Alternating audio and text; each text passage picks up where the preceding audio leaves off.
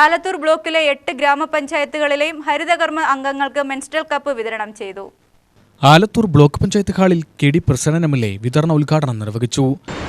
ഹരിതകർമ്മ സേനയുടെ സ്ഥാനത്ത് ഇന്ന് ഇന്ത്യയിലാകെ ചർച്ച ചെയ്തുകൊണ്ടിരിക്കുകയാണ്.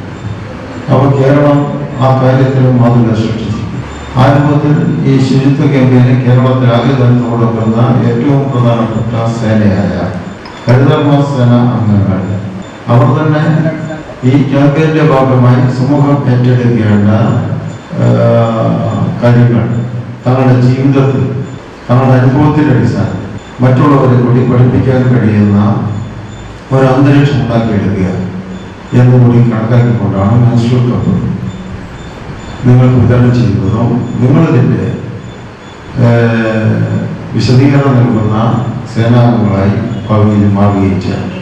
നമ്മുടെ നാട്ടിൽ സ്ത്രീ സമൂഹം സ്വാഭാവികമായും അനുഭവിക്കുന്ന വിവിധ പ്രശ്നങ്ങൾ, അതിലെ ഏറ്റവും വലിയ പ്രശ്നങ്ങളിലൊന്ന് ഇത്തരം ദിവസങ്ങളിൽ അവർക്ക് അവരുടെ ഈ ഡേറ്റുകളുമായി ബന്ധപ്പെട്ട് ഉണ്ടാവുന്ന പരിരക്ഷയ്ക്ക് ഉപയോഗപ്പെടുത്തുന്ന പലതരത്തിലുള്ള പാഡുകൾ, ആ പാഡുകളിലെ അശാസ്ത്രീയമായ നിർമ്മാണത്തിന്റെ ഭാഗമായി അതിലുപയോഗിക്കുന്ന മെറ്റീരിയലുകൾ തികച്ചും ശുദ്ധമല്ലാത്ത മെറ്റീരിയലും ആയതുകൊണ്ട് വിവിധ തരത്തിലുള്ള രോഗങ്ങൾക്ക് പോലും അടിമപ്പെടുന്നവരായി നമ്മുടെ സ്ത്രീ സമൂഹം മാറിയിട്ടുണ്ട്.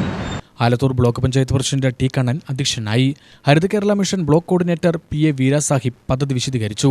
Block vice president C. Ambika, block panchayat secretary E. V. Girish, block panchayat സ്ഥിരസമിതി അംഗങ്ങളായ Kannan, Sunitha Sasheendran, block member Lalitha Narayanan, Bineesh Kumar, thematic expert Elsa തുടങ്ങിയവർ സംസാരിച്ചു. ആലത്തൂർ താലൂക്ക് ആശുപത്രി gynaecologist doctor Sindhu menstrual cup സംബന്ധിച്ച ക്ലാസ് എടുത്തു. ഗ്രാമപഞ്ചായത്തുകളിലെ ഹരിതകർമ്മസേന അംഗങ്ങളും പരിപാടിയിൽ പങ്കെടുത്തു.